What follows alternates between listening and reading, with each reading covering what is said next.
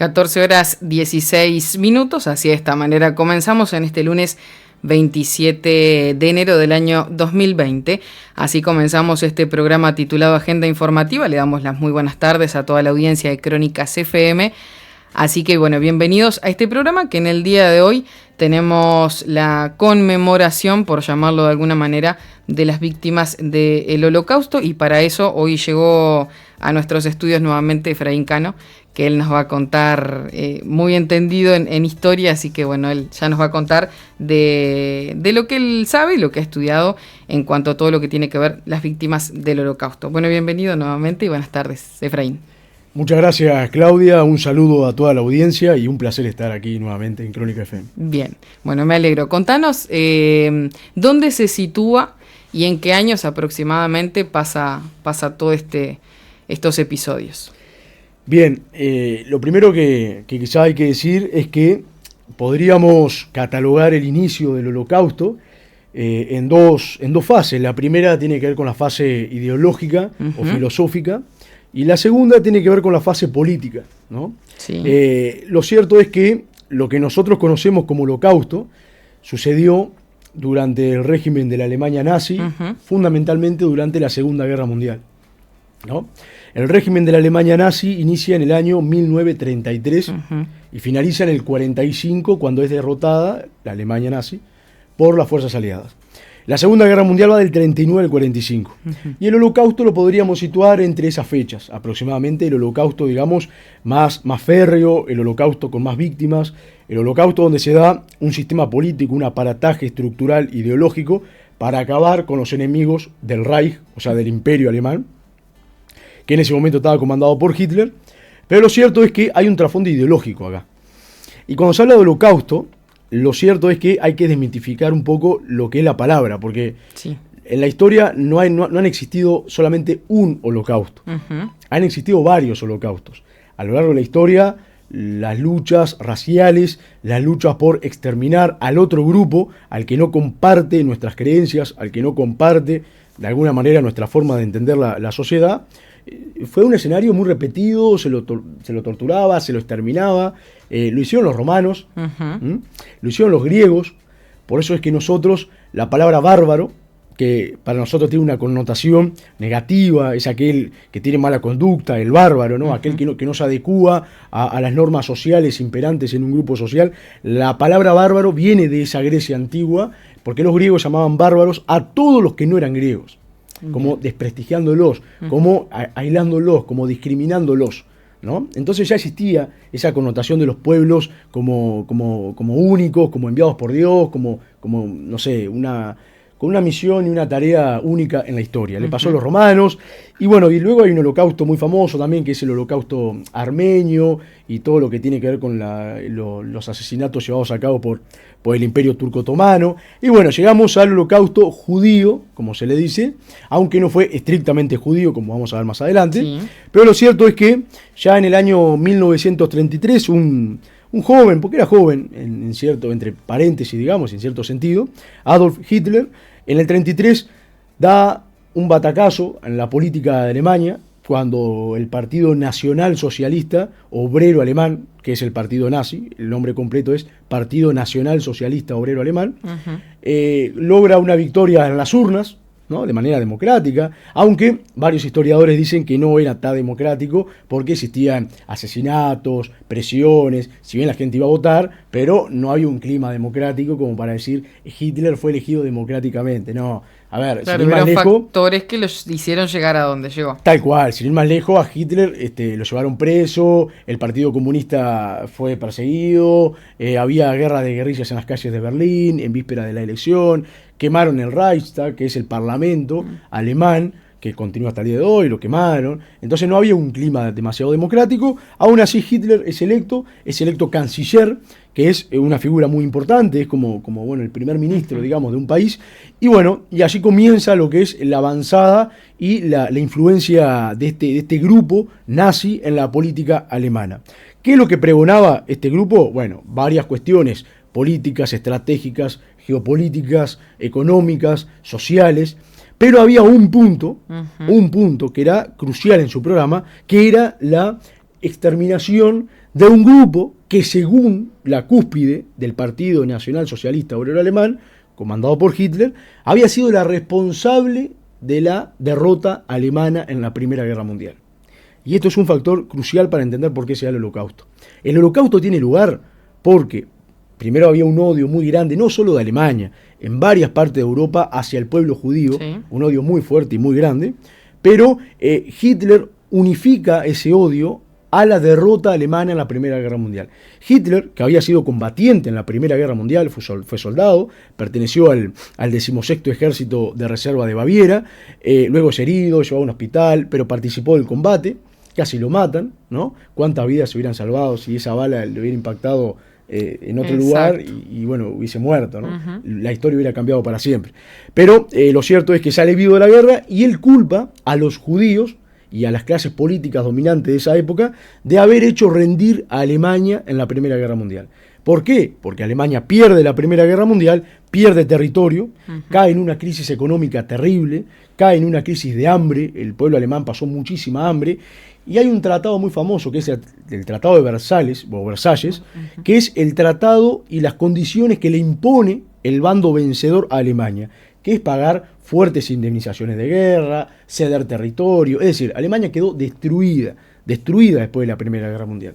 Por eso es una de las grandes causas de por qué un tipo tan radical como Hitler accede al gobierno de una manera tan rápida, porque en el 18 termina la guerra y en el 33 y él empieza su carrera política en el 24 aproximadamente, 23-24, y ya en menos de 10 años él se convierte en el jefe de Alemania, ¿no? Y entre esos culpables, que según Hitler eran los judíos, había que estructurar, dice él, un plan estratégico para expulsarlos de Alemania y para limpiar, ¿no?, de la sangre alemana, como decía él, de toda esa sangre que era de menor calidad, según sus palabras.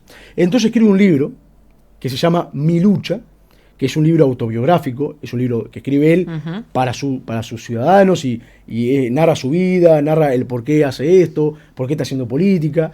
Y ese libro, que se convirtió en uno de los libros más vendidos de Europa, e incluso cuando las parejas alemanas se casaban, el Estado tenía la obligación de otorgarles un ejemplar a cada pareja de Mi lucha. Como un manual. Claro, como un manual sobre cómo debía ser el hombre perfecto, que para los alemanes era él, ¿no? Era Hitler. Entonces, en uno de los capítulos de Mi lucha, él afirma claramente de que así lo dice clarísimo, hay que exterminar al pueblo judío, hay que exterminar a los comunistas, hay que exterminar a los homosexuales, a todas las personas que estaban en contra de la raza aria, ¿no? Y de otro concepto muy importante que al día de hoy adquiere mucha notoriedad hasta ahora, hasta el presente, que es el concepto de espacio vital. Hitler hablaba de, hay que limpiar a Alemania de la sangre que para ellos era de menor calidad, y también había que conquistar un espacio vital. Había que expandir las fronteras del país y conseguir petróleo, conseguir yacimientos petrolíferos, minas de hierro, de cobre, de lo que sea, para crear una Alemania mucho más fuerte y que se convierta en líder. Entonces todo eso estaba en el programa, que era Mi lucha, y la gente, sabiendo que iba a hacer eso, porque es mentira que la gente lo votó y después Hitler salió con que iba a exterminar al pueblo judío, la gente lo votó ya sabiendo eso. Porque siempre fue el discurso de él, desde el año 24. O sea que la gente lo votó sabiendo lo que votaba, sabiendo a quién elegía. Por eso es que había un odio pero muy expandido y muy generalizado. Por eso es que a veces, cuando la gente no quiere a los gobernantes, dice, este gobernante es malo, y otros dicen, no, como decía Perón, los pueblos tienen los gobernantes que merecen. Porque muchas veces, claro, atrás de ese gobernante, atrás de esa cara, hay todo un aparato social muy fuerte, muy grande, que llevan a que ese líder sea quien es, ¿no? Eso es lo que pasó en el año 33. Así que empieza a transcurrir la gestión de Hitler como canciller, se convierte en el líder supremo de Alemania, y en el año 39, el 1 de septiembre del año 1939, Hitler, luego de pegar unas bofetadas a la diplomacia británica, porque realmente Gran Bretaña durmió la siesta, porque Hitler, en primer lugar, el Tratado de Versalles decía, Alemania no puede tener un ejército superior a 100.000 hombres. Hitler lo llevó a 300.000 hombres en los primeros años de gobierno. Gran Bretaña y Francia, que no hicieron nada. En segundo lugar, Prusia y Alemania continental, digamos, estaban separadas, Prusia es territorio alemán, estaban separadas por un corredor que no dependía de Alemania. Y Hitler ocupó ese corredor, que es el corredor de Danzig, y legítimamente, Gran Bretaña y Francia no hicieron nada. Posteriormente, en Checoslovaquia, Hitler coloca sus ejércitos en la frontera checa, ¿no? Y decide apostar sus fuerzas, invadiendo territorio extranjero. Gran Bretaña y Francia tampoco hicieron nada. Posteriormente, Hitler invade toda Checoslovaquia. Gran Bretaña y Francia no hicieron nada. Entonces, cuando invade Polonia, bueno, tenían que hacer algo, porque si no, a ver, el loco se estaba comiendo Europa y no pasaba nada. Y fue ahí cuando, a partir del 1 de septiembre, Gran Bretaña y Francia le declaran la guerra, inicia la Segunda Guerra Mundial. Claramente Hitler tenía un ejército muy poderoso, invade Polonia. En pocas semanas Polonia queda destruida porque la fuerza polaca era una fuerza por caballos, llevada a cabo por jinetes, como a la usanza de la Primera Guerra Mundial, mientras que los alemanes tenían aviones, tenían bombarderos, tenían tanques, tenían una fuerte artillería. Comienza este conflicto, que es el conflicto más atroz y más horripilante, con más bajas de la historia de la humanidad. Y bueno, y una vez que se consolida la conquista polaca y francesa, cuando Hitler conquista Polonia y Francia, e inicia la batalla del río, del Canal de la Mancha, o la batalla de Inglaterra contra, ¿no?, Inglaterra para conquistar Gran Bretaña, en ese momento comienzan a surgir los primeros campos de concentración. ¿Tá? Bien. Ahí inicia el camino de los campos de concentración, que en la primera instancia eran campos de trabajo. Y siempre Alemania reivindicó de que eran campos de trabajo. Si bien a partir del año 42 eso va a cambiar. Pero antes del año 1942 eran campos estrictamente de trabajo. ¿Qué se suponía que hacían? Y bueno, y allí eran cañones, tanques, trabajaban las municiones. Generalmente los niños eran llevados para limpiar lo que tiene que ver con las piezas de artillería, que las máquinas, los niños tenían dedos muy finos, entonces metían esos dedos en las piezas de artillería porque no había máquinas capaces de limpiar como hacían los dedos de los niños. Entonces había todo un sistema que se hacía que esta gente fuera esclava, digamos, pero trabajaran y no los mataran, ¿no?, como va a pasar en el año 42, aunque morían. A miles morían, ¿no? Sí, porque sí. Naturalmente no había muchos alimentos para ellos, los alimentos estaban destinados a los soldados. Y bueno, y acá hay otro factor más, que es que ¿quién se hacía cargo de los campos de concentración? Y acá hay otro mito, porque muchas veces se habla de que fue el ejército alemán en la Segunda Guerra Mundial el que acometió las grandes atrocidades de la guerra. Y no es cierto. El ejército alemán, o llamada la Wehrmacht, que es el nombre alemán para ejército, la Wehrmacht combatía en el frente, combatía a los soldados, que pudieron haber cometido naturalmente, como cometieron los británicos y los estadounidenses y los soviéticos, crímenes contra la ciudadanía, contra la población. A ver, sí, y hay testigos de ello y hay documentos, ¿tá? Pero los encargados de llevar a cabo la dirección de los campos de concentración cayó en una fuerza de élite comandada por Heinrich Himmler, que era la mano derecha de Hitler, que se llamaba SS.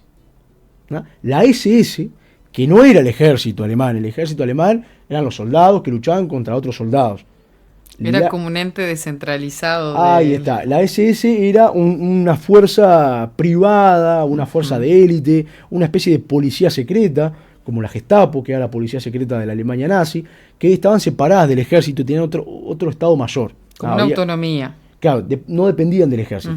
Entonces, esa fuerza, las SS, van a ser las encargadas de administrar los campos de concentración y van a ser las grandes responsables de las peores atrocidades conocidas en la historia del hombre. Porque estas SS, a diferencia del ejército alemán, tenían una doctrina y un adoctrinamiento ideológico muy fuerte y muy diferente al ejército alemán. El que entraba en la SS, primero el uniforme era diferente, era negro, era todo negro, mientras que los soldados del ejército alemán usaban un uniforme gris, ¿no? El uniforme de la SS era todo negro, con una calavera, era el emblema, digamos, de las SS.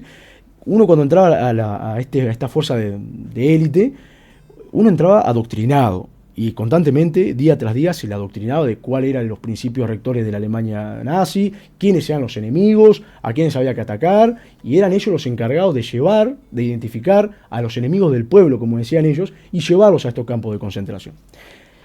Por ejemplo, el campo de concentración más famoso ¿no? Que es el campo de concentración de Auschwitz, que bueno, conmemoramos hace pocos días el 75 aniversario de su apertura, de su liberación por parte de las fuerzas soviéticas en el año 1945, es del año 1941.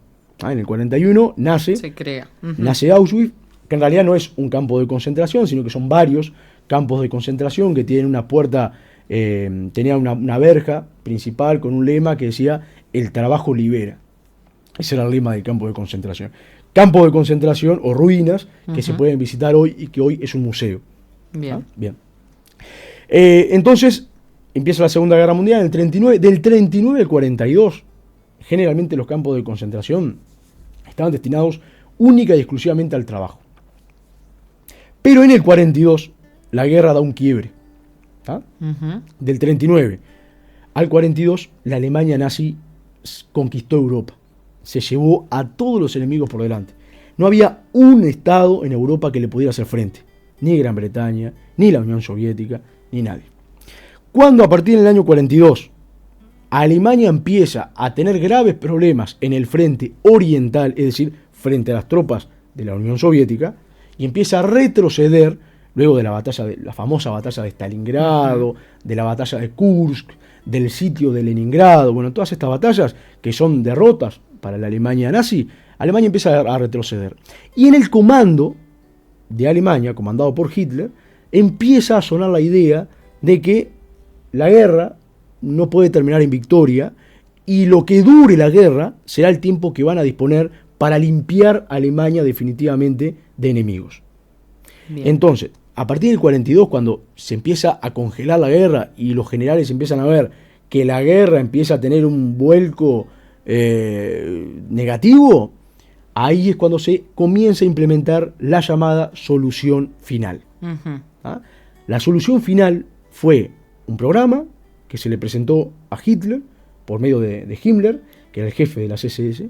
Se aprobó el programa y el programa consistía en cargar trenes y trenes y trenes de enemigos, llevarlos a los campos de concentración y eliminarlos. Bien. Esa era la solución final. De alguna manera, no sé si estará en la biografía de mi obra, pero ¿cuál será la causa real por la cual él creía que los judíos, por ejemplo, porque yo me imagino que no era porque realmente quería crear, más allá de la idea de querer crear una sola raza o un ser humano perfecto, sino que había también una parte de temor hacia la raza judía porque estaban desparramados por todos lados y eran muchísimos. Estamos hablando que eran entre 4 y 5 millones, sí. ¿Puede ser? Sí. Eran entre 6 y 7 que murieron en todo el Holocausto, pero entre 4 y 5 millones de judíos. De alguna manera había un problema de que él tenía el temor de que ellos conquistaran todo. Tal cual, tenía el temor y además, ya te digo, hay un factor psicológico en Hitler que siempre lo repitió en cada discurso político, en cada panfleto que escribía. Él hablaba mucho, era un gran retórico y escribía muy bien. Y él constantemente, si uno va, y están los documentos, uno puede leer los discursos de él y todo lo que escribió, y hay un claro factor que es que él responsabiliza a los judíos de la derrota alemana en la Primera Guerra Mundial. Y él dice, la Segunda Guerra Mundial y el conflicto... ¿Los judíos no participaron de la guerra? Participaron, incluso en el ejército alemán, combatiendo por Alemania. Pero él habla de los judíos de cuello blanco. Él habla de esos, de los banqueros. Él involucra a toda esa gente, digamos, en un discurso muy simplista, naturalmente, y muy negativo. Pero él habla de que ellos fueron los responsables de que hicieron que Alemania perdiera la Primera Guerra Mundial. Y él dice que la Segunda Guerra Mundial es una continuación y debe ser una venganza por haber perdido la Primera Guerra Mundial. Porque Alemania quedó realmente en la ruina, en el hambre absoluto, ¿no? Incluso, hubo judíos combatiendo en la Primera Guerra Mundial por Alemania. Incluso él tuvo amigos judíos que combatieron en el frente, en la trinchera junto a él. Porque el 16º Regimiento de Baviera tenía fama de tener muchos judíos en su interior. Entonces, claro, él habla de los judíos, digamos, más de clase social alta, por así decirlo. Sí, que estaban en otro nivel. Tal cual, a partir del 42 y antes se empieza a matar a todo el mundo, ¿no? Y otra cosa es que no solamente fueron judíos, sino que eran los enemigos del Estado. Como ya dije, ¿no? Comunistas, socialistas, Bueno, habla de la clase gitana, los romaníes. Tal cual. Todos ellos eran conducidos en trenes a campos de concentración, donde, yendo específicamente a Auschwitz, allí había una persona que bien bajaban los trenes y las personas que iban adentro los catalogaba de acuerdo a si podían servir para el trabajo, los ancianos y los niños, ¿no? En 3 grupos. El encargado era un médico muy famoso, cruelmente famoso, que era Joseph Mengele, el ángel de la muerte. Joseph Mengele era el médico encargado de recibir todos esos vagones y catalogar a la gente. Además, experimentó, tenía una ansia de experimentar con gemelos, ¿no? Él agarraba gemelos porque quería perpetuar el gen único alemán. Entonces, en ese campo del horror, experimentó con gemelos, experimentaba con gente, experimentaba con hermanos. Era una cosa media tenebrosa. Y bueno, hay muchos libros sobre Mengele. Atrocidades las que se pueda pedir. Tal cual. Y bueno, y Mengele, y esto es bueno que la audiencia lo sepa, escapa luego de que Alemania es derrotada en la Segunda Guerra Mundial y llega a Uruguay. Y se casa en Uruguay. Y se casa en Colonia. En la actual iglesia de Colonia se casó Mengele. Como lo está escuchando, bueno, el ángel de la muerte, el médico más atroz de la humanidad en esa época, se casó en Colonia. Incluso se casó con su nombre real. Pone Joseph Mengele. Sí, digo, uno conoce el apellido Mengele, tengo algún conocido. Bueno, y él se casó en Colonia, posteriormente se va a Argentina, casi lo agarra el servicio de inteligencia israelí en Argentina, pero escapa a Brasil y muere en Brasil. Las fuentes indican que murió nadando, le dio un paro cardíaco en el agua y murió. Nunca lo agarraron. Y así muchos criminales de guerra nazis que nunca escaparon. Entonces, a partir del 42 hasta el 45 se implementa la solución final. Allí en los campos de concentración empieza realmente a suceder lo peor. Empiezan a matar a la gente. En primer lugar, en los campos de concentración, cuando se asesinaba a grandes masas de personas, se los asesinaba con balas. Con balas. Había sitios donde había líneas de trenes que cruzaban en puentes y allí se ataba a dos o 3 personas, se le pegaba un tiro a una y se lo tiraban al río a los 3 y claro, como estaban atadas, el peso de esa persona fallecida arrastraba a los otros. Era como una manera de ahorrar balas. Y bueno, luego cuando se dan cuenta de que este es un procedimiento que afecta psicológicamente a los soldados que llevan a cabo la ejecución, deciden implementar las cámaras de gas.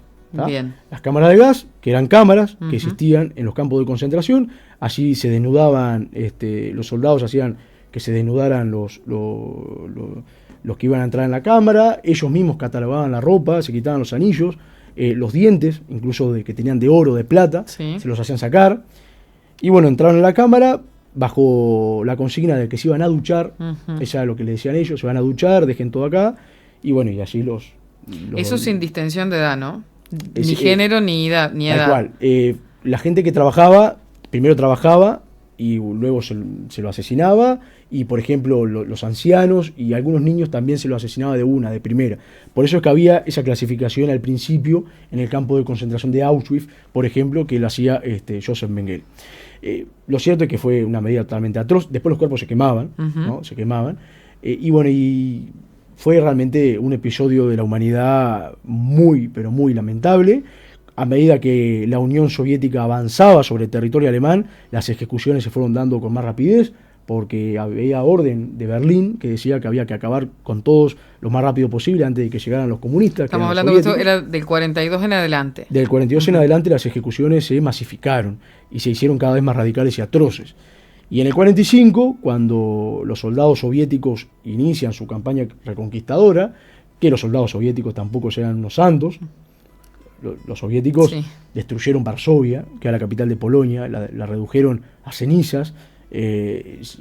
Las violaciones que cometió el ejército soviético eran brutales, por eso es que cuando Alemania está a punto de caer y las familias empiezan a decidir qué van a hacer, cuando vengan los soviéticos o los estadounidenses, ellos deciden irse hacia el oeste para que los capturen los estadounidenses, que eran más suaves, no los soviéticos, porque los soviéticos, claro, venían con una ansia de vengarse, porque claro, la Alemania nazi en la Unión Soviética también cometió crímenes atroces, limpiaban las aldeas, las quemaban a todos, fue algo realmente lamentable. Los bombardeos, llegaron a Moscú, incluso los alemanes llegaron a Moscú, no la tomaron por horas, estuvieron a punto de tomar Moscú.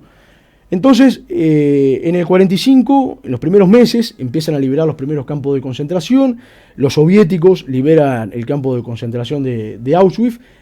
Realmente las crónicas soviéticas y los testimonios de los soldados que entraron no podían creer lo que veían, porque si bien es cierto de que había un rumor muy fuerte, y la inteligencia británica ya lo había comunicado a los aliados, que era de que la Alemania nazi estaba llevando a cabo tareas de ejecución a civiles en masa, los soviéticos cuando entraron no podían comprender que fueran tantos. Eso lo que los impactó fue la magnitud del genocidio. Encontraron campos y campos de cuerpos apilados, realmente prisioneros que lograron sobrevivir, que estaban desnutridos. Entonces, eso impactó y mucho. Y por eso es que los soviéticos, cuando ya en las horas finales de la guerra en Europa, cuando los soviéticos están conquistando Berlín, cuando Hitler se suicida, los soviéticos combaten a morir, combaten a matar a cada niño, cada mujer, cada hombre que había. Algunos se salvaron, algunos los trataron bien, pero la mayoría iban al muere, porque estaban con una ansia de venganza muy fuerte, ¿no? Y bueno, la guerra termina, el mundo conoce lo que fue la gran masacre de estos campos de concentración, y bueno, realmente, como te dije al principio, con este personaje de Joseph Mengele, sí, hubo muchos criminales de guerra, ayudados por varias instituciones estatales y religiosas europeas, porque estos hay historiadores que trabajan y ya lo han descubierto. Muchos criminales de guerra lograron llegar a otros países, fundamentalmente a Argentina y a Chile. Sí. Muchos terminaron en esta zona de acá. Muchos criminales de guerra nazis, algunos los agarraron, como por ejemplo Adolf Eichmann, que era el encargado del transporte, ¿no? Un oficial de la SS encargado del transporte de prisioneros a los campos de concentración. Lo agarraron a Eichmann, lo llevaban a Israel, ¿no? Y lo ejecutaron, lo ahorcaron, ¿no? Le dieron la posibilidad de un juicio, pero bueno, era obvio que lo iban a ahorcar por crímenes de lesa humanidad, pero hubo muchos criminales de guerra que no encontraron una justicia, digamos. Y empezó a correr el rumor, y hay un investigador, un historiador en Argentina, muy conocido, que se llama Abel Basti, que escribió varios libros, y que él sostiene, yo no lo creo, sí, yo no lo creo, o sea, para mí creo que no fue así, pero él sostiene que Hitler llegó a la Patagonia y logró escapar del cerco y llegó a la Patagonia. Él se afirma en un documento del FBI del año 1967, donde hay un documento, o sea, imagínate, 1967, sí, unos cuantos años después de finalizada la Segunda Guerra Mundial, que fue en el 45. En el 67 el FBI elabora una investigación y afirma de que ellos no descartan de que Hitler hubiera escapado y estuviera en alguna parte de Argentina. ¿Está? Bien. Este es un documento que ya está desclasificado, pero yo creo que no. Yo creo que Hitler se suicidó en el búnker de Berlín. Lo único que se conserva de su cuerpo, porque fue quemado, sí, después de que se pegó un tiro, junto a su esposa, Eva Braun, se lo quemó en la puerta del búnker de la Cancillería, y lo único que se conserva es una parte de la mandíbula. Una parte de la mandíbula. Es lo único que queda del cuerpo de este dictador, de este genocida de la humanidad, y está en el Museo de Moscú. Bien. ¿No? Así que bueno, digo, creo que es una historia que cierra un capítulo muy negro de la humanidad. Quedan muchas preguntas por responder. Ya te digo, muchos criminales de guerra. Si uno va, por ejemplo, y quiere estudiar este tema, uno puede ir a libros. Eso te iba a preguntar, ¿dónde están? A documentales. Y si le gusta el cine, películas que tienen un alto contenido argumentativo y un alto contenido de seriedad. Por ejemplo, La lista de Schindler. Es una película muy interesante. Dura, no sé, 3 horas dura. Sí. Pero es muy interesante, en blanco y negro. Es una película muy, pero muy interesante que cuenta la historia de un alemán que tenía una fábrica de judíos y hacía todo lo posible para que no lo llevaran al campo de concentración, para salvar la vida de ellos, ¿no? Luego está, por ejemplo, la película argentina Uacolda. Uacolda es una película que tiene como actriz a Natalia Oreiro, Y Guacolda narra la llegada de Mengele a Argentina, Bien. del Ángel de la Muerte. Y después hay otra película, por ejemplo, El pianista, Sí. Y otra película muy interesante que está también muy fundamentada con documentos y con hechos, es La caída o el hundimiento, que narra las horas finales de la Alemania nazi. Bien. Hay artículos como, por ejemplo, ahora estoy mirando uno que el título es así, La farsa del Holocausto. Bueno, claro. Claro, Claro. Uno tiene las dos posiciones. Sí. Están, por ejemplo, todos los documentos, los testimonios de los sobrevivientes, y hay millones. Y está la otra parte de la gente que dice que fue toda una farsa porque solamente se basan en los testimonios de los sobrevivientes. Pero me imagino yo que debe haber mucho más de eso, que eso. Bueno, yo te agradezco que me hayas dicho eso porque me había olvidado de mencionarlo, y es algo muy interesante para decirle a toda la audiencia, Sí. es que hay historiadores hoy, fundamentalmente alemanes, y hay una historiadora alemana, no me sale bien el apellido ahora, pero es como la gran ideóloga de una teoría que es la teoría negacionista. Bien. Porque hay historiadores que niegan el holocausto judío. ¿Tá? O sea, hay historiadores, y esto es bueno que la gente lo sepa, que vea las campanas que hay. Yo coincido en que hubo un holocausto y coincido con la historia oficial.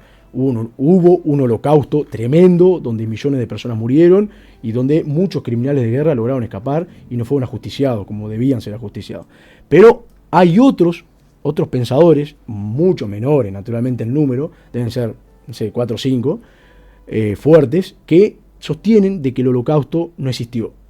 Y que todo fue algo orquestado para liquidar a Alemania y para ajusticiar a los ideólogos o a los líderes de la Alemania nazi en el juicio de Nuremberg. Que el juicio de Nuremberg fue un juicio que se hizo después de finalizada la guerra para ajusticiar o para darle juicio a todos los criminales que habían capturado los aliados. Entonces, hay historiadores que niegan el holocausto. Yo no me adhiero a eso. Bien. Pero sí, hay, y Sí. bueno, y bueno que la gente lo sepa. Sí, porque uno encuentra en internet esas cosas, entonces empieza a empezar a tener dudas, por lo menos las nuevas generaciones que por ahí no están muy en contacto, o con películas como vos nombraste hoy. Digo, una película muy más a lo sentimental que a lo histórico, es la de La vida es bella, que Bueno, claro. es una película muy linda y a la vez muy triste. Sí, no, una de las mejores películas de la historia del cine. Exacto, pero va más a lo sentimental y bueno, toda la trama que se realiza. Pero por ahí las generaciones, y quiero hacerte 2 preguntas en una. ¿Qué pasa con los judíos una vez que culmina el holocausto, que llegan estas fuerzas conjuntas que empiezan a liberar esos campos y ellos son los que quedaron, por lo menos son liberados? Y después, ¿de qué manera me sirve a mí conocer esta parte de la historia que para estos dos que estamos hablando acá sí realmente pasó? ¿De qué me sirve a mí o a las nuevas generaciones que comienzan a escuchar la historia, que no sé si está de alguna manera si la sienten tanto o la buscan tanto como tal vez en alguna otra época sí se hizo? No quiero entreverar las dos cosas, que no sé si me va entendiendo la idea, pero ¿de qué manera, cómo les sirve a las nuevas generaciones entender esto que pasó en aquel momento? La primera pregunta que tiene que ver con los judíos, que hicieron los judíos después. Bueno, los judíos que lograron sobrevivir, lograron nuclearse en diferentes asociaciones y con el apoyo de muchos países afiliados a la Organización de Naciones Unidas, que van a ser, unos años después de finalizada la Segunda Guerra Mundial, logran constituir un Estado judío, que es el Estado de Israel, en el año 49. Un Estado muy polémico, muy discutido, un Estado que hasta el día de hoy tiene algunos desafíos notorios en el ámbito internacional, pero bueno, los judíos logran su gran sueño, que era tener de alguna manera una patria para ellos, y era lo que ellos siempre habían reivindicado. Entonces el Estado de Israel se crea y bueno, la mayoría, de gran parte, ¿no?, de toda la masa judía, de toda la población judía que había sufrido los crímenes de guerra de la Alemania nazi, incluso de Rusia, de China, de mucha parte del mundo, logran llegar a Israel y empezar a tener su asentamiento fijo. Y la creación del Estado de Israel es una consecuencia directa de lo que pasó en la Segunda Guerra Mundial. Bien. porque quizás no hubiera existido el Estado de Israel como lo conocemos hoy, Sí. si no hubiera habido lo que pasó en la Segunda Guerra Mundial, porque el apoyo internacional fue muy, pero muy fuerte, luego de finalizada la guerra, a darle a los judíos un Estado autónomo, independiente, para que ellos puedan vivir. Eso era la gran, y hay muchas discusiones y conferencias que se dieron en el ámbito de la ONU sobre esta cuestión. Uh-huh. No todos vuelven a Israel, sino que aún así es un pueblo que sigue dispersado por todo el mundo, ¿no? Bueno, que claro, sería otro tema para hablar en claro, otro tal programa. cual. Lo que hablan el pueblo judío es que ellos son un pueblo enviado por Dios, es el pueblo elegido por Dios, que tiene que dispersarse por todo el mundo, esa es la gran tarea del pueblo judío, para llevar un mensaje, que es el mensaje de que ellos son el pueblo elegido y de que bueno, hay un Dios y en fin, todo lo que tiene que ver con la Torá, Sí. que es el texto sagrado del judaísmo clásico ortodoxo. Pero claro, también necesitaban un pueblo, una estructura jurídica, una estructura soberana, una estructura independiente, como habían tenido hace 2000 y pico de años atrás, necesitaban tener una estructura ahora nueva. Y bueno, había muchas personas en diferentes países, fundamentalmente en Gran Bretaña y en Estados Unidos, que apoyaron esta moción en la ONU.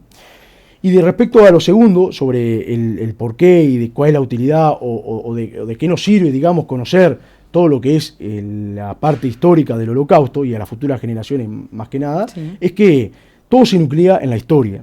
¿Y para qué sirve la historia? La historia sirve para, primero, no volver a repetir las atrocidades del pasado. Y en segundo lugar, es una ciencia que nos enseña a pensar y a criticar el presente. ¿Tá? La historia es la que nos da las herramientas para poder criticar lo que nos sucede hoy, comprender nuestra realidad, comprender cuáles son nuestras ventajas, comprender por qué somos lo que somos y no somos otra cosa, y eso, todas esas preguntas que nos estamos haciendo, nos dan herramientas cognitivas para poder construir un futuro mucho más venturoso y alentador. ¿Ah? Perfecto. Por eso es que el conocimiento de los hechos históricos y fundamentalmente el del Holocausto y todo lo que tiene que ver con las atrocidades de la primera etapa o primera mitad del siglo XX son vitales para poder entender por qué tenemos el mundo que tenemos, por qué Estados Unidos es líder hegemónico, por qué hay un sistema económico que prevaleció, por qué el comunismo desapareció de la faz de la tierra, salvo en algunos países donde se aplica algo, porque no es comunismo eso. El comunismo nunca se aplicó como tal, ¿no? La ciudad de Marx, ningún país, 100% nunca se aplicó, jamás, no pudieron aplicarlas. Bien. Entonces, muchas preguntas y muchas teorías y estratégicas y fundamentalmente conocimiento geopolítico que nos sirve de mucho, fundamentalmente a un país como el nuestro, que depende del exterior y depende de saber elegir bien e inteligentemente qué camino tomar para no equivocarse. Porque un país como nosotros, en el ámbito diplomático e internacional, no puede equivocarse. Tiene que jugar todas las fichas correctamente, como pieza de dominó. Y todo eso, la historia es una fuente fundamental y crucial para poder entender y para poder tomar los buenos caminos. Por eso que estos conocimientos históricos, yo creo que a las futuras generaciones les van a servir, no solamente para conocer lo que pasó, sino también para hacerse preguntas, cuestionarse y comprender la realidad del presente. Porque conociéndonos mejor a nosotros mismos, vamos a poder conocer el mundo que viene y vamos a tener las herramientas para adecuarnos mejor a ese mundo que viene. Se habla mucho de la... Sí, perdón. Sí. Creo que por ahí viene la cosa. Bien. Se habla mucho de la xenofobia, que creo que ahora lo tenemos también un poco instaurado. No la xenofobia, sino el tema de que hay muchos inmigrantes, gente que llega de otros lugares, y por ahí también plantearnos a nosotros la idea de que, bueno, uno no es dueño del mundo, sí vivimos en un lugar en el que se nos ha designado de alguna manera para vivir, pero también, bueno, va un poco de la mano el no tener ese miedo o ese temor, porque de ahí viene la palabra, a que llegasen personas de otros países.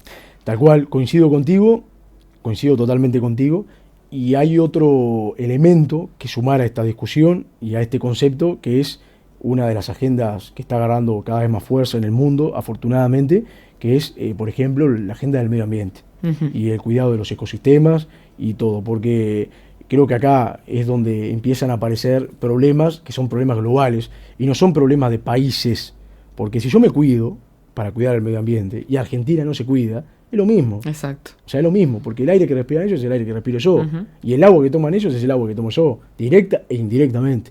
Entonces, empiezan a aparecer agendas que lentamente y obligatoriamente van a tener que convertirse en agendas de carácter global.